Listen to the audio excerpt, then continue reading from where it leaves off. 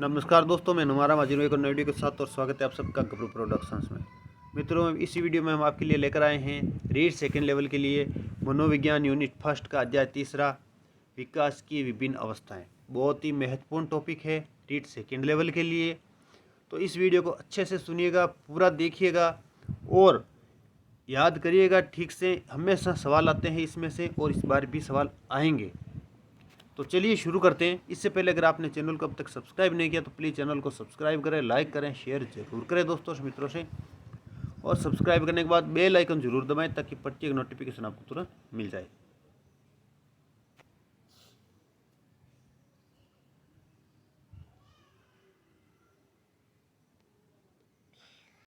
तो दोस्तों शुरू करते हैं। विकास की अवस्थाएं। विकास की प्रक्रिया को बेहतर समझने के लिए इसे कुछ अवस्थाओं में बांटा जाता है। मनोवैज्ञानिकों के इसमें सबके अलग अलग मत हैं। हर मनोवैज्ञानिक ने इसको अलग तरीके से अलग भागों में बांटा है। तो चलिए देख लेते हैं किसने कितने भागों में बांटा है और क्या नाम दिए हैं। तो सबसे पहले हरलोक ने इसे कुल 10 भागों में बांटा है। पहला है पूर्व प्रसूति काल, इसको इसने गर्भधारण से लेकर जन्म तक की अवस्था बताया है। सेकेंड है शैशवावस्था, इसे जन्म से लेकर 2 सप्ताह तक इसको माना है। तीसरा इन्होंने माना है बचपनावस्था, इसको माना है जन्म के 2 सप्ताह के बाद से लेकर 2 वर्ष तक। चौथा है बाल्यावस्था, ये अवस्था 2 वर्ष से 10 से 12 वर्ष तक की इन्होंने मानी है। बालिकाओं में इन्होंने इसे 10 वर्ष तक और बालकों में इसे 12 वर्ष तक का माना है। यह अवस्था 2 भागों में इन्होंने विभाजित कर दी है, प्रारंभिक बाल्यावस्था और उत्तर बाल्यावस्था। प्रारंभिक बाल्यावस्था 2 वर्ष से 6 वर्ष तक के लिए मानी गई है और उत्तर बाल्यावस्था बालिका में 6 वर्ष से 10 वर्ष तक के लिए और बालकों में 6 वर्ष से 12 वर्ष तक के लिए मानी गई है। चलिए आगे बढ़ते हैं। 5वीं, यह है वय संधि या प्राक किशोरावस्था। इसमें बालिका को 11 से 13 वर्ष तक के लिए मानी गई है और बालक की 12 से 14 वर्ष तक के लिए मानी गई है। प्रारंभिक किशोरावस्था ये 13-14 वर्ष से लेकर 17 वर्ष तक के लिए मानी गई है। अगला है उत्तर किशोरावस्था, इसको 17 वर्ष से लेकर 20 वर्ष तक के लिए माना है। प्रारंभिक वयस्कावस्था 21 वर्ष से लेकर 40 वर्ष तक के लिए माना है और मध्यावस्था 9वीं 40 वर्ष से लेकर 60 वर्ष तक के लिए मानी गई है। और लास्ट में माना है 10वें नंबर पे वृद्धावस्था 60 वर्ष से लेकर मृत्यु पर्यंत तक यह अवस्था मानी गई है। और कोल को 10 भागों में, कोल ने इसको 10 भागों में बांटा है। यानी कि अगर आपको दोनों को याद रखना है तो आप इस प्रकार बोल सकते हैं कि हरलोक को 10 से 12 बार कॉल किया गया। ये आप शॉर्ट ट्रिक से याद रखना चाहो तो रख सकते हो, इस तरह से आपको आसानी से याद रह जाएगा। यानी कि हरलोक ने 10 भागों में बांटा है और कोल ने 12 भागों में। कोल के अनुसार पहली है शैशवावस्था, जो जन्म से लेकर 2 वर्ष तक के लिए मानी है। प्रारंभिक बाल्यावस्था 2 वर्ष से लेकर 5 वर्ष तक के लिए मानी है। तीसरी मध्य बाल्यावस्था बालक के लिए 6 वर्ष से 12 वर्ष और बालिका के लिए 6 वर्ष से 10 वर्ष तक के लिए मानी गई है। चौथी है पूर्व किशोरावस्था या उत्तर बाल्यावस्था, ये बालक के लिए 13 से 14 वर्ष और बालिका के लिए 11 से 12 वर्ष तक के लिए इन्होंने माना है।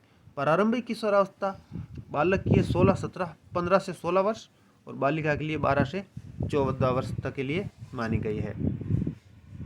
मध्य किशोरावस्था, इसमें बालिका के लिए 15 से 17 वर्ष तक के लिए और बालक के 17 से 18 वर्ष तक के लिए इन्होंने माना है। 7वें नंबर उत्तर किशोरावस्था। उत्तर किशोरावस्था बालिका के लिए इन्होंने 18 से 20 वर्ष तक के लिए और बालक के लिए 19 से 20 वर्ष तक के लिए माना है।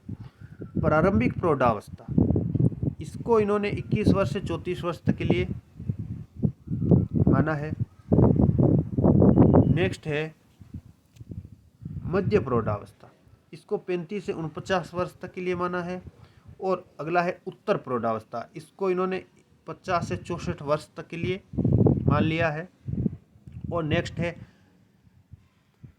प्रारंभिक वृद्धावस्था, इसको इन्होंने 65 से 74 वर्ष तक के लिए, और वृद्धावस्था इन्होंने मानी है 75 वर्ष से आगे मृत्यु तक। ठीक है, अब बात कर लेते हैं जोन्स की। जोन्स ने 4 भागों में इसको माना है, 4 भागों में इसको बांटा है। पहला है शैशवावस्था, जन्म से 6 वर्ष तक के लिए। बाल्यावस्था 6 वर्ष से 12 वर्ष तक के लिए। तीसरा है किशोरावस्था 12 वर्ष से 18 वर्ष तक के लिए। और चौथा है प्रौढ़ावस्था 18 वर्ष के बाद तक। और रोस का वर्गीकरण, रोस ने भी इसको 4 भागों में ही बांटा है, यानी कि जॉन और रॉस ने 4 भागों में ही इसको विभाजित किया है या वर्गीकृत किया है। रॉस ने पहला शैशवावस्था 1 वर्ष से 3 वर्ष तक के लिए मानी है। सेकंड पूर्व बाल्यावस्था 3 वर्ष से 6 वर्ष के लिए मानी है। 3 नंबर उत्तर बाल्यावस्था 6 वर्ष से 12 वर्ष तक के लिए। और चौथी किशोरावस्था 12 वर्ष से 18 वर्ष तक के लिए इन्होंने मानी है। अब आगे है कोलसेनिक। तो कोलसेनिक ने कुल 9 अवस्थाएं मानी है इसकी,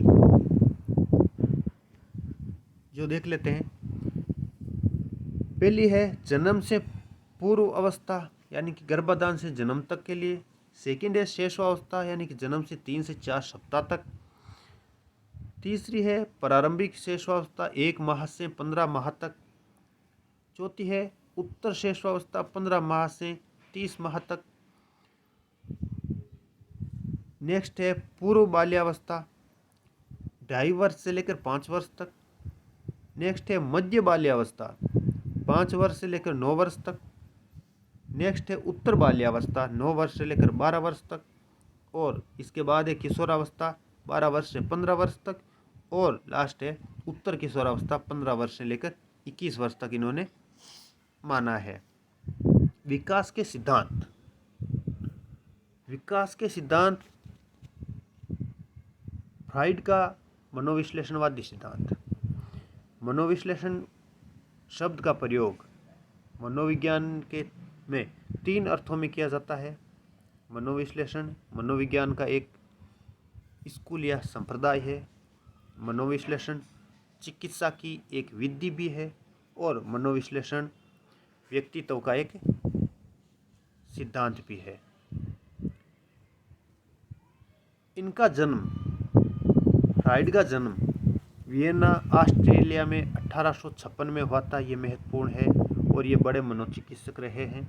इनके अनुसार इन्होंने मनोविज्ञान में 3 जो अर्थ बताए हैं वो हैं, पहला ये मनोविज्ञान का स्कूल भी है, ये मनोचिकित्सा की विधि भी है, और ये व्यक्तित्व का सिद्धांत भी है। आपको हमारा ये वीडियो पसंद आया तो प्लीज़ चैनल को सब्सक्राइब करें, लाइक करें, शेयर जरूर करें दोस्तों से, मित्रों से। इस वीडियो में इतना ही। जल्दी हाजिर होंगे एक और वीडियो के साथ, तब तक के लिए थैंक यू, नमस्कार।